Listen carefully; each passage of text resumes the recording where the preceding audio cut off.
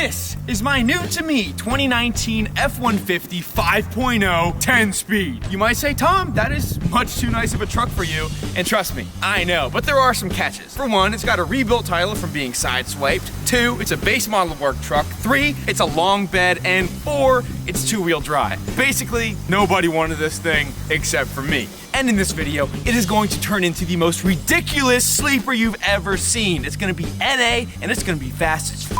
So I say, let's get to it. You and me, right now. Come on, don't be scared. Let's get to work.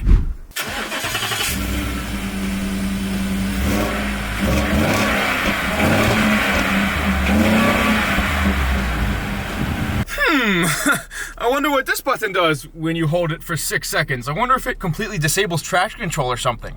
I'm gonna show you guys what this truck does in bone stock form. Honestly, pretty surprising. It still has, oh, dude, I gotta pull that fuse. Dude, it just hit the brakes, cut the gas, and tried to steer for me. Stupid ass technology. Spinning, 3rd gear.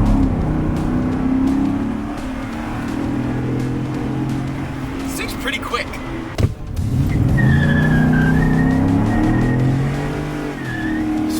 First and second. Now, as you guys can see, this thing is actually pretty unsuspecting as it is in bone stock form. It has bone stock. Tom, is it bone stock? Yes, it's bone stock. I'm gonna crash this into the oncoming traffic. How would you like that? It still has a 313 open highway rear in it, which is amazing because it kind of hauls ass. I am going to be modifying this truck in 2 phases. Phase 1 is going to consist of some super simple add-on stuff that is really going to wake it up. And phase 2 is going to be some more intricate bolt-ons along with an E85 tune that is probably going to turn this thing into an NA beast. I'm really excited, but I've also just been enjoying driving it because it's a pretty normal vehicle. It gets down, too. Fucking hauls ass. That 10-speed's like boom,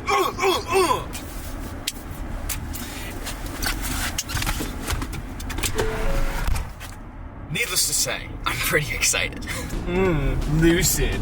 Who the f names a car Lucid? What dumbass car manufacturer did that? I sure hope they're Lucid. They're making cars. Now, to record our progress, let's get a bone stock 0 to 60.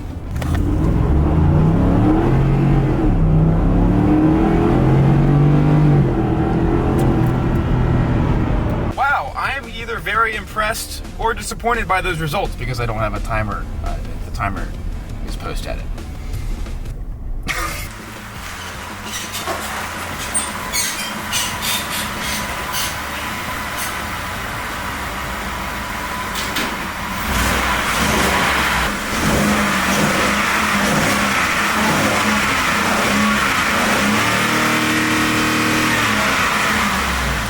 Time for phase 1.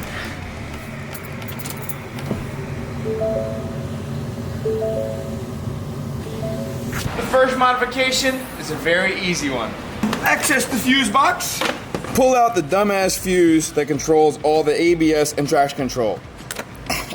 And destroy it in the process. The traction control will basically never turn off all the way on these trucks using the button, unless you remove power to it, which I just did. The next modifications are both cosmetic and functional. The first real modification, leaf spring shackles. This is gonna drop the rear of the truck 2 inches and level the whole thing out. It's not gonna be noticeable because we are going for sleeper, but it will help with weight distribution and handling ever so slightly. Boom! These were like $40 on eBay.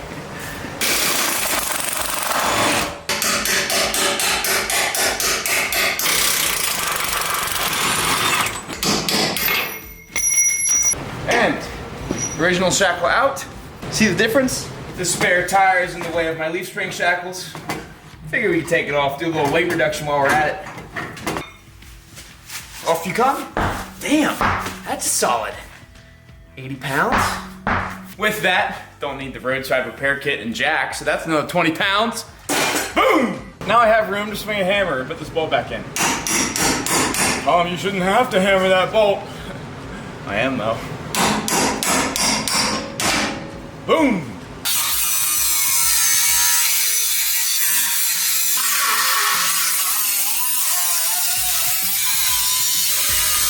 If I knew it was going to require this much effort to install stupid drop shackles, I probably wouldn't have chosen to buy them.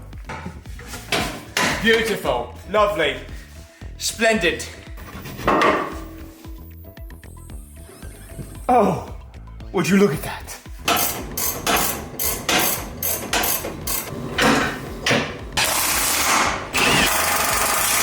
Now before we drop this thing on the ground and keep on modifying, I gotta take care of the wheels and tires. The rims on it are kind of cool because they're sort of light and they're 17-inch, but the tires that came on the truck are dry and old and cheap. So I'm gonna take these off.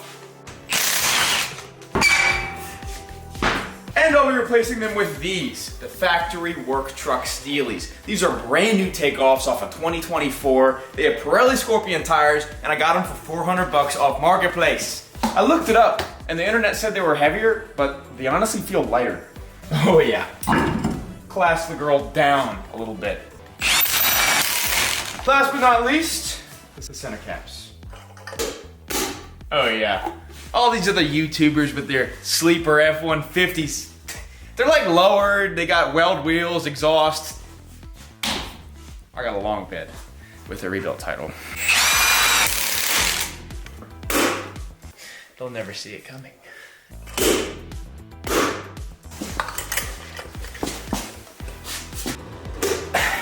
Let's see what happened to the stance. Is it level?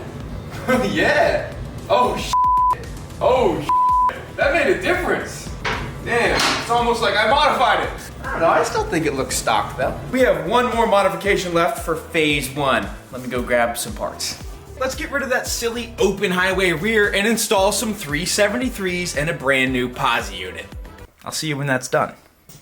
Boom! And we're back with new gears and posi installed by my good friend Billy at Great Wheels Automotive. I hate messing with rear ends. He did it for me. Now let's see how fast this thing is on just phase one. There are so many warning lights now that we unplugged that fuse. Oh my God. So many things wrong. I'm extremely excited to see this thing have nothing holding it back from spinning the tires, especially now it's got a posi and gears. This thing's gonna haul ass. Okay. First pull, no traction control at all, gears, posi, new Pirelli tires. Let's see.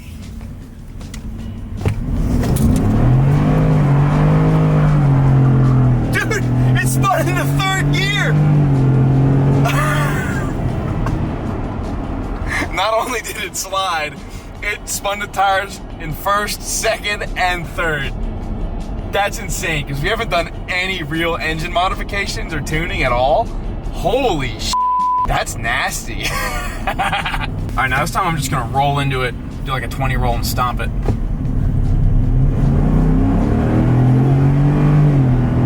Damn!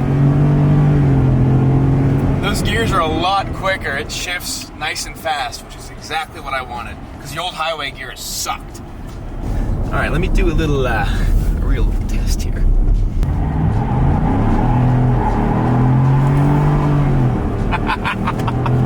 This thing lights them up now. If you have an F-150, pull fuse number 70. It will make it a hell of a lot more fun. Dude, it's just chirp third. All right, back to the shop. It is time for phase two. Hello, 5.0. What is phase two, Tom? You're probably saying right now. Phase two consists of a lot of mechanical modifications. I have long tube headers with an off-road Y-pipe. I got a Boss 302 intake manifold. I got a Ram Air cold air intake. And I'm also gonna be installing a 3-inch cutout off the headers, so we'll have insane race mode and we'll have stock quiet sleeper mode. On top of that, I got a Lund E85 tune we're gonna load onto this thing, and it is going to be ridiculous. This was actually only like 200 some bucks off Amazon, which was surprising. Oh yeah.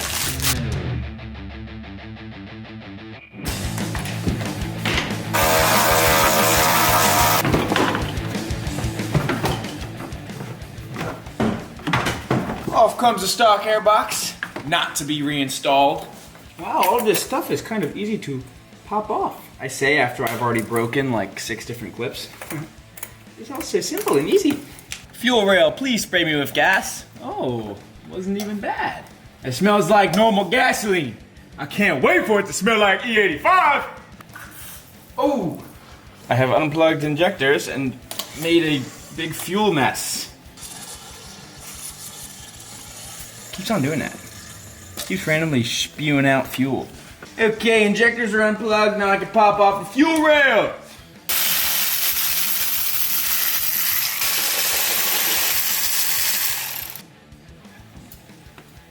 Fuel rails and injectors out. Now for the intake bolts.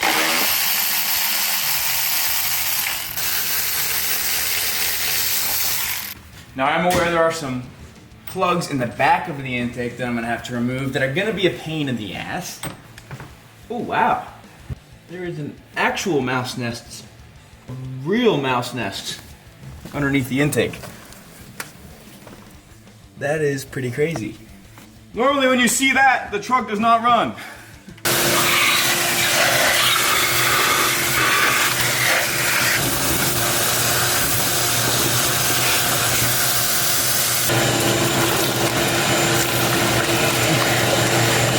I'm having to remove the connectors like by feel.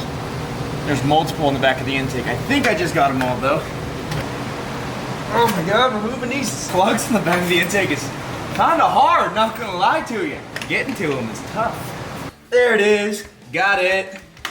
Now the intake can come off. Wow, that is a lot of plugs on the very back of the intake.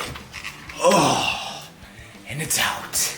The one modification I have to do to the Boss intake to make it work is make a map sensor hole because it does not have a spot for the truck map sensor. So I'm going to grind off this plastic fin right here, drill a hole, pop it in.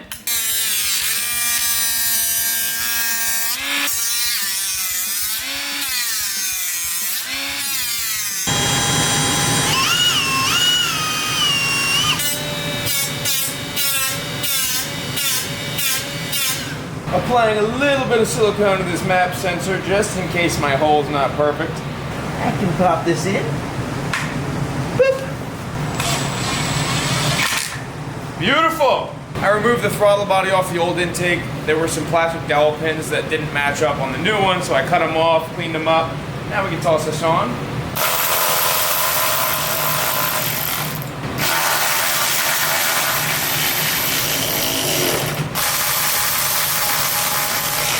Now I can take the fuel rail and injector assembly, which the cameraman was nice enough to clean off and get nice and perfect. I can set this on in here. I don't know. I think it's ready to go in. Even though it's only got 40,000 miles, I took out the old Ford plugs and installed some nice NGK-Rs. On goes the intake. My map sensor. These sensors on the back of the intake are very annoying. Just guesstimating. Click. All right, map sensor is on. Now I can install the intake and the fuel rails.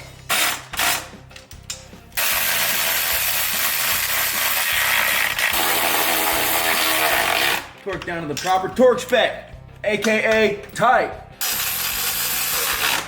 Fuel rail nice and tight. Injectors, fuel line.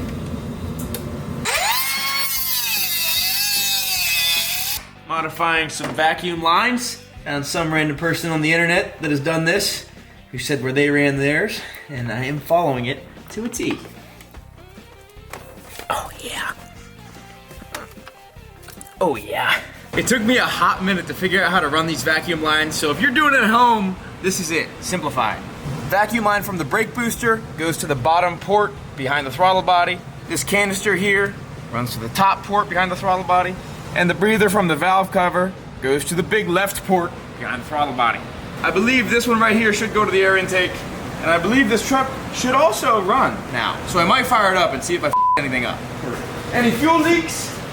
I don't see any.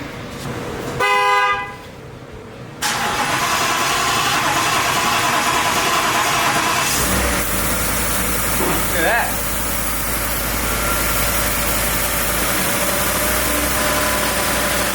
And it's running. I don't see any leaks.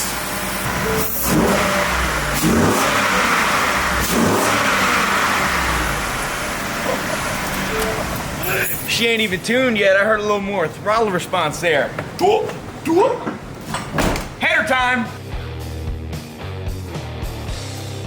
I will say I've never done headers on a Coyote of any kind. And they are larger engines and are definitely going to be harder to get to volts and things like that. So it might suck a little bit, but you guys know I never turned down an exhaust challenge. Got the O2 sensors out, now hopefully the downpipes will unbolt beautifully. My WD-40ing multiple times today has paid off. The enchiladas have not.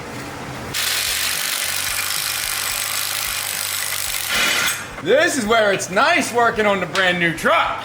This is where I don't quite mind it. Wow. This is far easier than most of the old junk.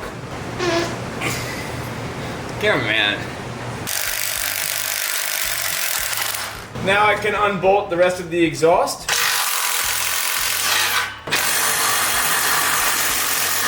You guys aren't ready for what I do to this exhaust. It's gonna be very cool.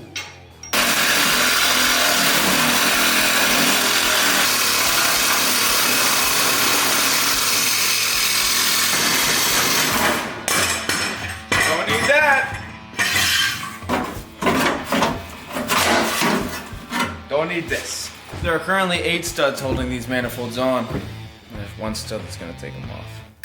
I know for a fact these manifolds are gonna be the most annoying thing I do this whole video. I'm not looking forward to it. Okay, 1 stud pulled out of the block instead of the nut off the stud. Interesting. 2 successfully. Let's go for number 3. Ford designed the manifolds to have a gap between them so you can get a socket in there. Awesome! I'm currently very haphazardly lifting the motor up with this piece of wood and this pull jack. I'm hoping the wood does not go boop, because that would make the motor go boom. But I can now kind of access the last bolt. I'm on it. Will it come out? Yes. Yes, it will. I've heard mixed things. Some people saying you do need to lift the motor up, some people saying you don't. It's a fair amount easier to lift it up. Probably shouldn't do it the way I just did, because that is very dangerous. Don't want the very heavy exhaust manifold on my head. That would not be a good day for Tom's Refurb. This thing weighs about 20 pounds. But yay, we got one off. This side looks like it might be slightly easier for the wheel liner pulls, although I'm not hoping. Oh yeah, it's actually much better.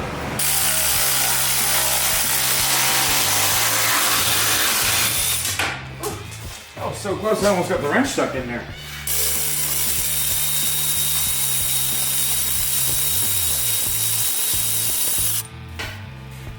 Oh, okay. I was really worried about this side, but it is slowly but surely starting to come loose. I'm gonna break these ones loose with the hand wrench and then try and go underneath and impact them off. There is just about no clearance on this side though. It kinda sucks. I've gotten all of the bottom bolts on this side off, and I have 2 more on the top. This is so annoying. This motor is big, and it's very tight in here. It gets the frame, it gets the suspension. This is hour 2 going on 3 of just removing the manifolds. And after way too much time.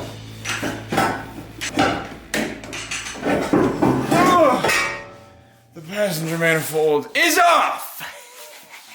I can finally open this box. That's a lot of stuff. Now these headers came from 2M Performance. They were the cheapest headers I could find for sale.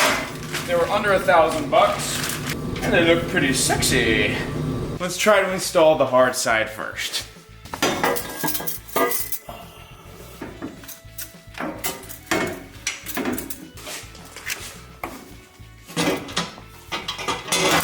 I'm gonna give you a piece of information no other creator will. Don't do this. Don't try to install headers on these trucks. It is a miserable job.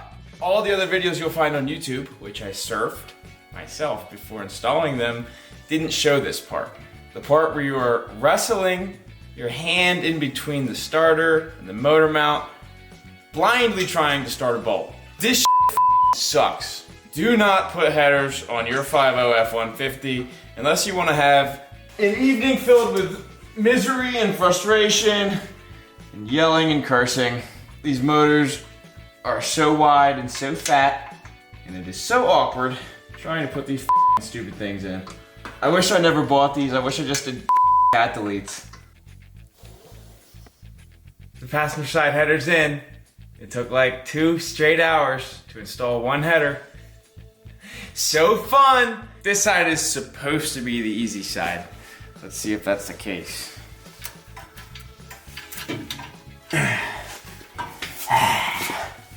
The other side is completely miserable to get to. You can't see half the holes. You can't get your hand on half the holes. You can't get tools on half the bolts. The other side is like a nightmare. And once again, I reiterate, don't do this. Don't put long tubes on your 5.0 F-150. If you've already done it, congratulations. Good job. I'm never doing it again. My type of I'm broken. I can now fit up the Y pipe. Which is actually super nice and simple. Oh yeah. Look at that. Real nice. It is now a new day. It's no longer 3 o'clock in the morning, and I no longer want to light this truck on fire. The Y pipe's currently on. All I gotta do is weld up the connections because all of the reviews I've read have said every connection likes to leak. I'm gonna make that not happen with this little MIG welder.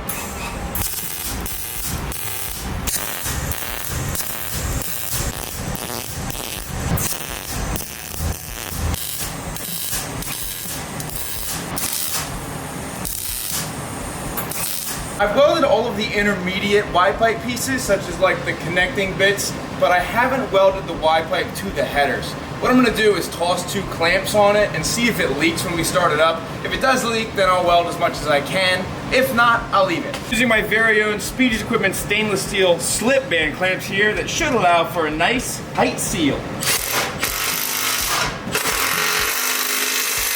We just fired it up, it sounds good, there are no leaks. This thing still sounds pretty stock with a little bit more rumble, and I'm gonna change that. Now we're gonna fabricate a custom exhaust. Now like I said, I want this thing to have stock mode and insane race mode. So what I'm gonna do is cut the factory exhaust here after this clamp. I'm probably gonna end up moving this muffler back or replacing it with the Speedy Smooth, which might actually be quieter than this, and I'm gonna add a catalytic converter back in place, so this thing is all legal. I would like to utilize this stock connection here so the exhaust can be unbolted, but the problem with it is these headers neck down to 3-inch and the stock exhaust immediately necks down to 2.5. That is a huge horsepower loss. So I'm gonna cut off this muffler and add a 3-inch pipe here. It'll make sense when I'm done.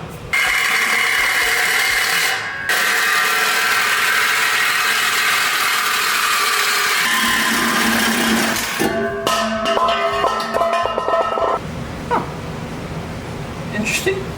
It's a straight through resonator. It's kind of cool. This flange right here is the culprit for necking from 3-inch to 2.5. So what I'm gonna do is cut on the outer edge of it, which is 3-inch, and then weld a 3-inch pipe to it. That will hopefully still allow it to seal, but we'll see.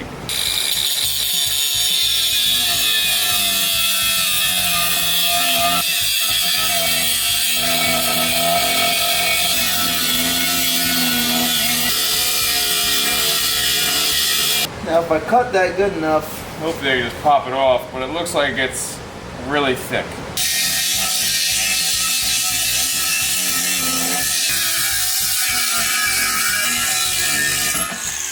Look at that, we just about got it. I think that would still seal, let's see.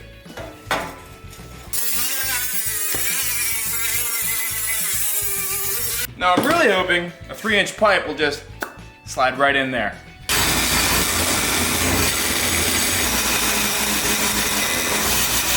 All right, I've cut a very slight angle on this 45 so that it can go up and down. It should work.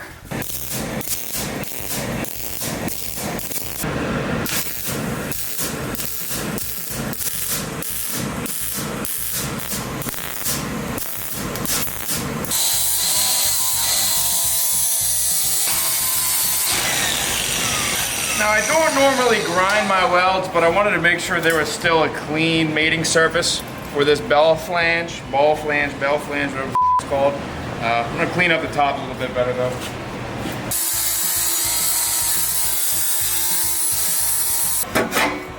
That's basically exactly what I want. Hell yeah.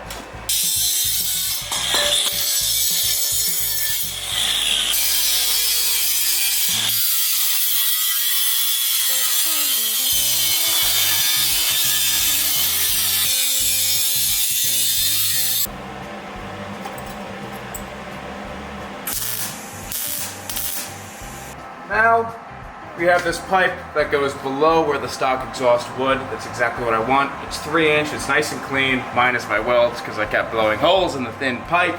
But now, I'm gonna put a cutout right here, which will then go to a straight pipe that will be secretly dumped. The next thing I unbox is this, a QuickTime Performance exhaust cutout. I have these two 3-inch 3-bolt header collectors that I'm gonna put on either side of my cutout. I got a gasket on there, my 3-inch cutout, another gasket, and another pipe. I'm starting to get excited. Check me out.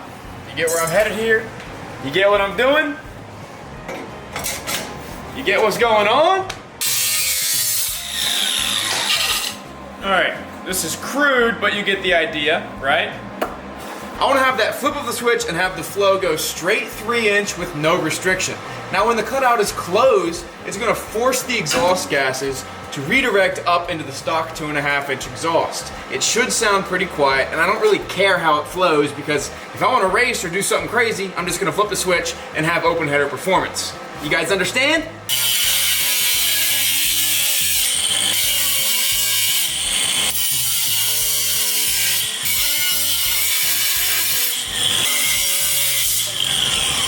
We got our piece cut out. This is sitting generally where it needs to sit. I'm gonna clean that up real quick with the deburr tool and then weld it on.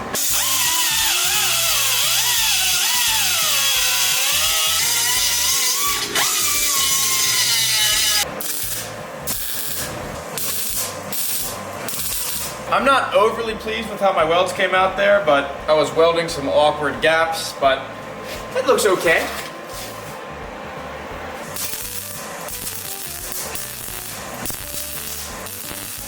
Boom! Look at this. This thing looks insane. Yeah, there is not much room. I'm a little bit dumb. I wanted to put a catalytic converter and a speedy smooth in here, but I didn't give myself very much room to do so. It might just be a speedy smooth.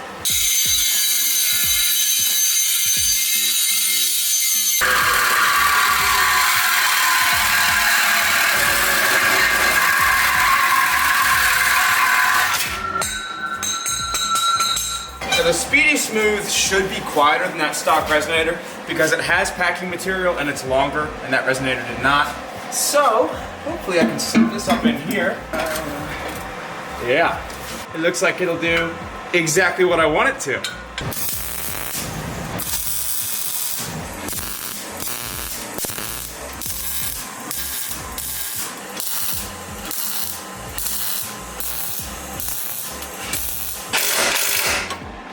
Header flange officially tight. And last but not least, deafen everybody outside of the truck hater pipe. I'm welding a little hanger sort of thing here to attach the bottom pipe to the top pipe, give it a little bit more strength.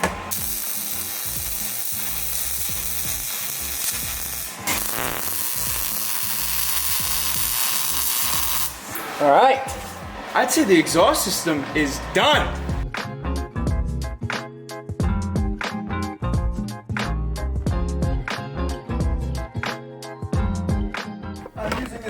Plug hole to run the cutout wire. Stop. Turn the wire in, and I'm even putting the plug back in. That looks factory! Soldering in wiring for the switch, I tapped into the fuse box, into the radio fuse, so anytime the key is on, the switch will have power. I have this sort of out of the way location for the switch to go in the very haphazard hacked up piece of aluminum, but that is all I had today. And the washer that doesn't quite fit it, it'll be fine. We're here for function, not form.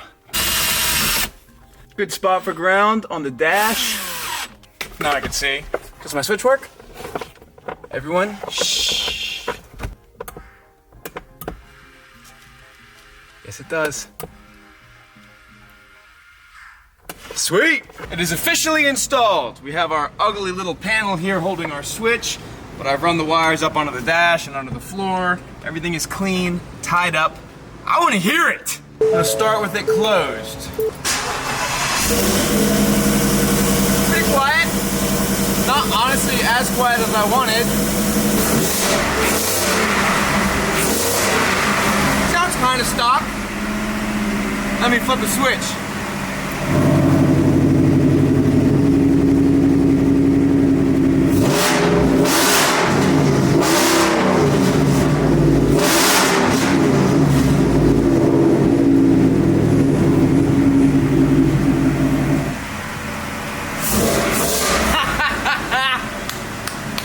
That's awesome. I want to start it with the cutout open.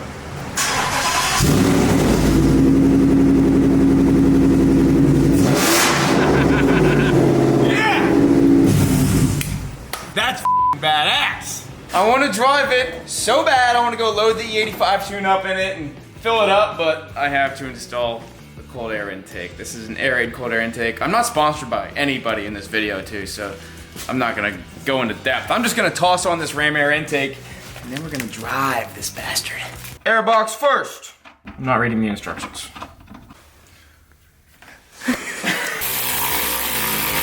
Okay, just barely fits in there, but it does look like it'll work. Air filter. Lovely. Air-Raid, I really love how you did this. I love how you did this with the annoying plastic. Thanks, Air-Raid. Seem fancy as hell. Air-Raid, these bolt holes don't line up very well.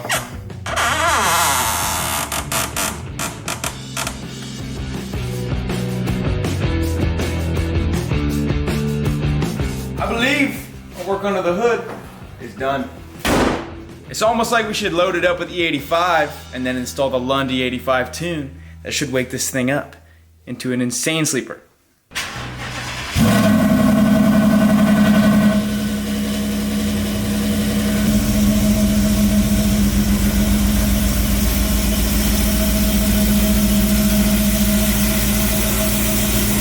It's an old work truck. Hey, don't get worried, just an old work truck. All right, first time hitting the road. I have literally every single warning light on the dash that you can imagine. Everyone that can be lit up is lit up pretty much. Currently driving it with no tune because I have to go put E85 in it, so it's gonna run kind of crappy because I put that intake on and deleted the IMRCs. So let's see how it sounds with the cutout closed.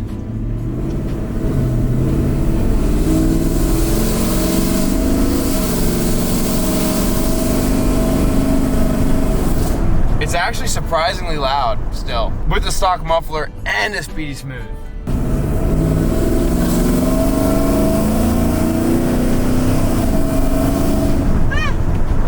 It's not too bad. What do you think, cameraman? Sounds stockish. Sounds like it might have a little like Flowmaster on it or something, you know? It's also running really funny. But you know what I gotta do anyways? I gotta open his up. I'm not gonna floor it, but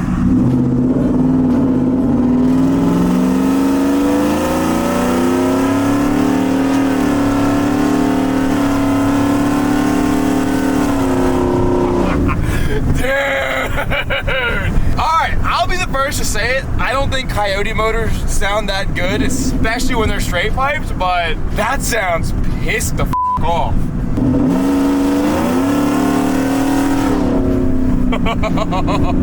Cameraman's jaw is also open right now.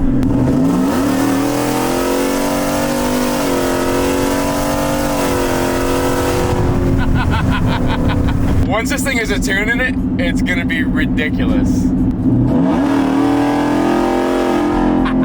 Hey, and then, officer, what? Officer, what are you speaking of?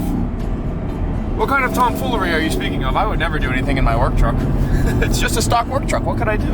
I'm now on the highway. at 4,000 RPM trying to burn gasoline out of the tank because it still has 2 or 3 gallons in it, and I have to have straight E85 in the tank. So we're just going for a little annoying cruise right now. Hopefully this stuff burns off pretty quick though. I'm trying to just like burn it out, get all that gas out of there. We got partying to do. I've officially gotten this thing to empty. It says 4 miles till empty, which means we might not even make it to the fuel station. But I think we will, and we'll fill it up with the 85 when we get there. Under $3 a gallon too, which around here is pretty good.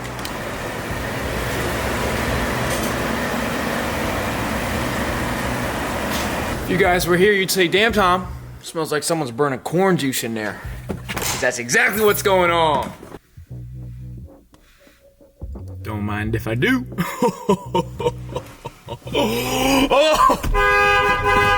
Let's go! Hurry! Now I'd like to go out and just beat the out of this thing, but I can't. I have to do some data logging, so right now I'm letting the truck idle for 3 to 5 minutes. Then I'm gonna hold it at different levels of RPM, and then we're gonna go out and drive it, and we'll get to do a couple pulls. First thing to do in the data log is a couple like 2,500 to 4,500 climbs. I can't floor it yet.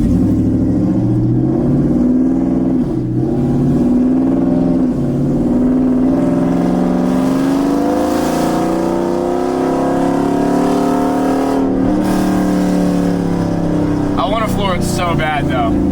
The next thing I have to do is one 2,500 to 7,000 RPM pull in second or third. The fact that it says 7,000 RPM has me very excited because that means the rev limiter is now at 7,500. So I'm gonna go into third gear.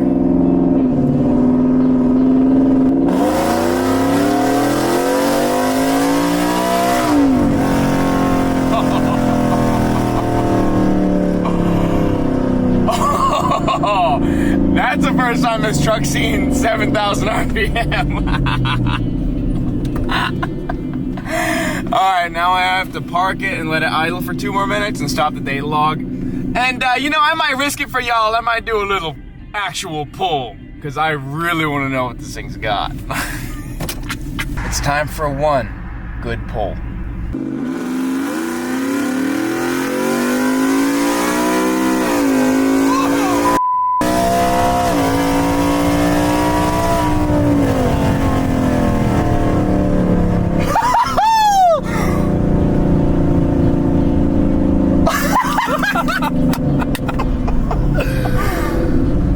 Expecting like 7,500 RPM. Holy shit! This thing is gnarly. What do you think, cameraman? It is gnarly, dude. I'm you know, for the video, I'm gonna not follow Lund's instructions to not keep flooring it because that's f***ing awesome. I'm gonna goose it again.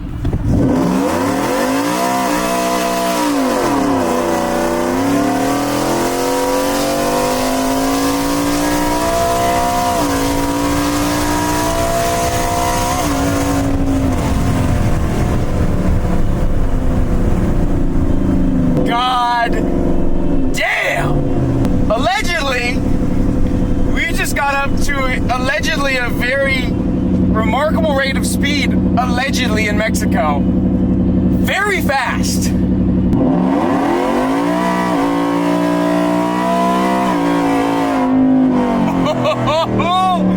You know she's an animal when she shifts into third and knocks the tires loose. Damn. All right, I genuinely should not be beating on it this much because I was supposed to data log that one pull and send it back to Lund, so that's all I can do. That's all I can do for now, but whoa. What do you think, cameraman? Hold on, everybody. Look at cameraman's face. That is unbelievable, dude.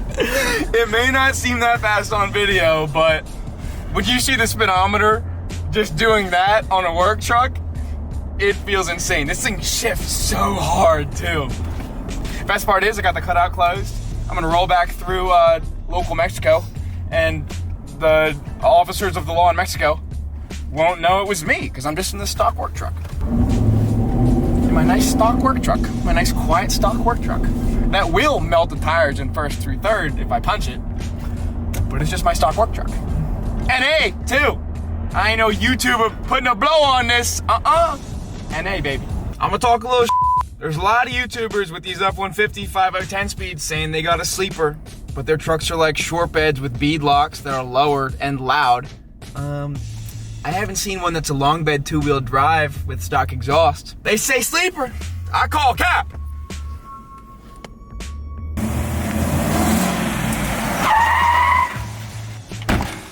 I like this truck now a lot more than I did when it was stock. It was pretty quick stock, but it's a lot quicker now. Don't worry, I'm probably gonna beat on it some more in a better video, but that's all I can do for today. Guys, thanks for joining me on the best damn automotive content on YouTube. I am so happy with this truck. I know it's fancy and I know it's newer than what I normally have, but let me know what you think. Do you like fun stuff like this? You want me to stick to hot rods? I'm all ears. I love you guys so much. Check out Speeders Equipment because we got a restock live right now. Check out tomsrefurb.shop if you want some cool merch. And check out the Patreon to see lots and lots of cool hot rods that you've never seen before. I love you guys once again. But you already knew that. Bye.